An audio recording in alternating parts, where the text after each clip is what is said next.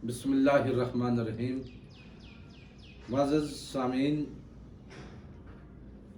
ایام قربانی قریب ہیں اور اس حوالے سے پوچھا گیا کہ آیا جو بندہ قربانی کرتا ہے اسے بال اور ناخن نہیں کٹوانے چاہیے، اس کا کیا حکم ہے؟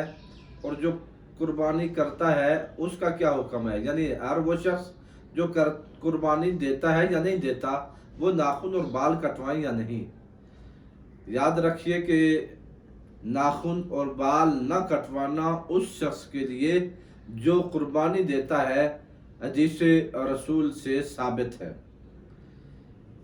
کوئی شخص جب قربانی کا ارادہ رکھتا ہو اور ذی الحج کا مہینہ شروع ہو جائے تو اسے چاہیے کہ وہ قربانی دینے تک وہ ناخن اور بال نہ کاٹے، اور ذی الحج شروع ہونے سے قبل وہ اپنے ناخن اور بال جو ضروری بال ہیں کاٹے جاتے ہیں انہیں کٹوا لینا چاہیے۔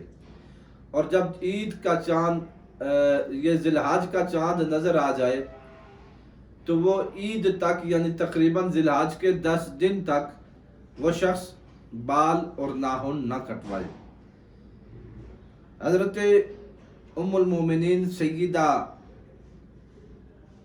ام سلمہ رضی اللہ تعالیٰ عنہ، آپ سے روایت ہے کہ رسول اللہ صلی اللہ تعالیٰ علیہ وسلم نے فرمایا: اذا دخل العاشر وعنده اضحیۃ یرید ان یضحی فلا یأخذن شعرا ولا یقلمن ظفرا۔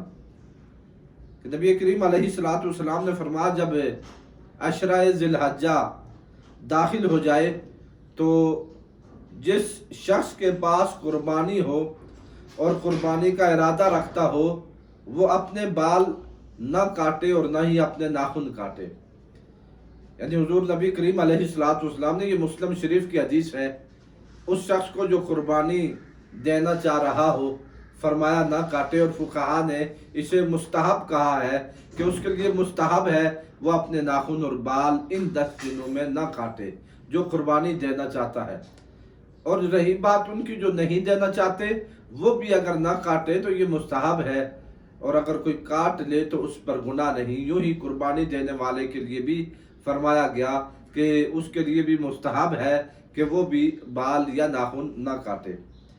اور ارشاد نبوی صلی اللہ علیہ وسلم سے یہ بات واضح ہے کہ ذی الحج کے چاند سے عید تک کے لیے وہ اپنے ناخن اور بالوں کو چھوڑ دے، یہ مستحب ہے، اور عید کے بعد وہ کاٹ لے۔